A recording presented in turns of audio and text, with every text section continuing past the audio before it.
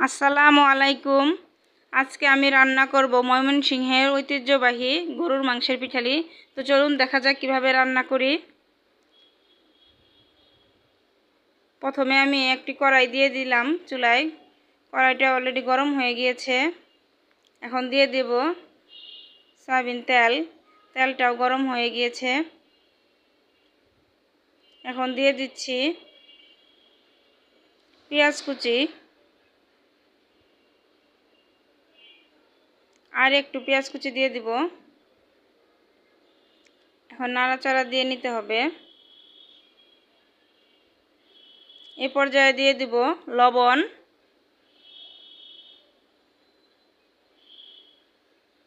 লবণটা আর একটু লাগবে, পিঠালিতে লবণটা পারফেক্ট না হলে ভালো লাগে না খেতে। দিয়ে দিচ্ছি এলাচ, দারচিনি, তেজপাতা। একটু নাড়াচাড়া দিয়ে এখন বাদামি কালার হয়ে গিয়েছে পেঁয়াজটা ভাজে দিয়ে দিলাম পেঁয়াজ বাটা।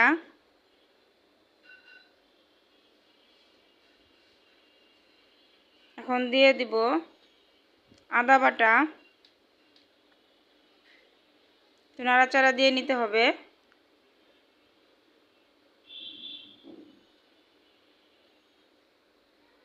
অন্যান্য উপকরণগুলো আস্তে আস্তে সব দিয়ে দিতে হবে। এখন দিয়ে দিচ্ছি রসুন বাটা, জিরা বাটা। একটু নাড়াচাড়া দিয়ে নিলাম। এই পর্যায়ে অন্যান্য উপকরণগুলো দিয়ে দিব। এখন দিয়ে দিলাম মরিচের গুঁড়া। মরিচের গুঁড়া আর একটু লাগবে, একটু ঝাল ঝাল হলে খেতে ভালো লাগে।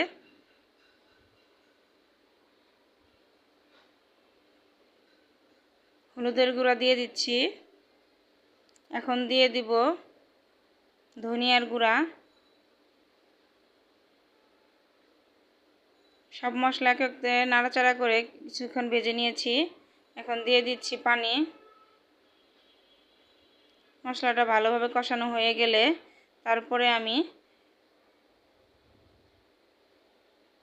দেখেন মশলাটা কষানো হয়ে গেছে। এখন আমি মাংসগুলো দিয়ে দিব।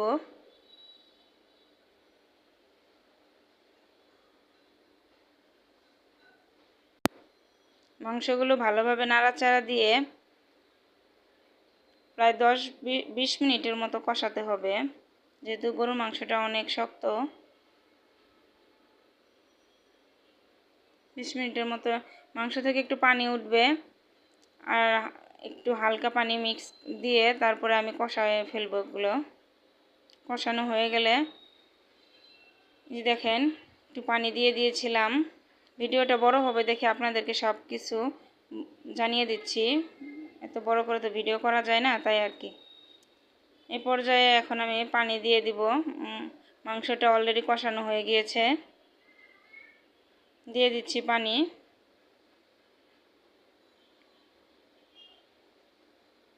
গরুর মাংসে পানিটা অনেক দিতে হবে পিঠালিতে, না হলে পিঠালি একদম ঘন হয়ে যাবে। এখানে আমি পোলাওয়ের চাল ব্লেন্ড করে নিয়েছি। আপনারা চাইলে আতপ চালের গুঁড়াও দিতে পারেন। আতপ চালের যদি শুকনা গুঁড়া থাকে তাহলে একটু পানি দিয়ে গুলিয়ে নিয়ে তারপরে দিবেন। এখন দিয়ে দিলাম আলু। আলুটা একটু পরে দেওয়ার কারণ হলো যাতে আলুটা গলে না যায়। নাড়াচাড়া দিয়ে তারপরে আমি ব্লেন্ড করা চাউলের আটাটা দিয়ে দিয়েছি। দেখানো হয়নি ওটা, ভিডিওটা বড় হবে দেখে। এখন দিয়ে দিলাম গরম মশলার গুঁড়া। গরম মশলা দিলে স্বাদটা অনেক দ্বিগুণ বেড়ে যায়, ঘ্রাণটা অনেক ভালো লাগে।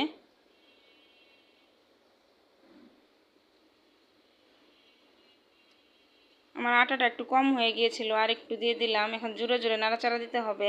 যখন এই আটাগুলো দিবেন তখন নাড়াচাড়া দিতে হবে। এক হাত দিয়ে আটাটা ঢেলে দিবেন, আর এক হাত দিয়ে জোরে জোরে নাড়াচাড়া দিতে হবে যাতে চাউলের গুঁড়াটার দলা না বেজে যায়। এখন আমি তেলটা ঢেলে দিয়েছি, বাগার দিব। জিরাটাও দিয়ে দিয়েছি। এখন দিয়ে দিব রসুন কুচি।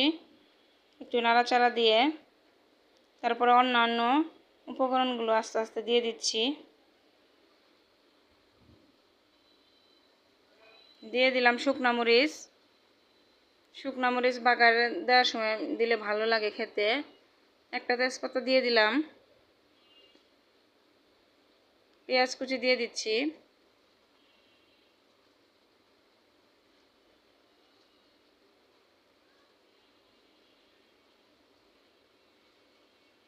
এখন দিয়ে দিব অন্যান্য উপকরণগুলো। কিছু কাঁচামরিচ দিয়েছি, কাঁচামরিচের ঘ্রাণটা বাগারে দিলে অনেক সুন্দর খেতে ভালো লাগে, এর জন্য আর কি। এইটা পিঠালিটা রান্না করলে আমি দ্বিগুণ ভাত খেয়ে ফেলি। যেদিন রান্না করি দিন আমি চালগুলো অনেক দিয়ে থাকি ভাতে, যে ভাতটা যাতে বেশি লাগে খেতে। সবাই বাচ্চারাও পছন্দ করে। বাদামি কালার হয়ে গিয়েছে দেখেন, অলরেডি এখন হয়েই গিয়েছে। আমি পিঠালিটা ঢেলে দিলাম। মাশাআল্লাহ অনেক সুন্দর হয়েছে দেখতে, অনেক লোভনীয়, খেতে অনেক স্বাদ হয়েছিল। বাচ্চারা অনেক খুশি হয়েছিল খাবারটা।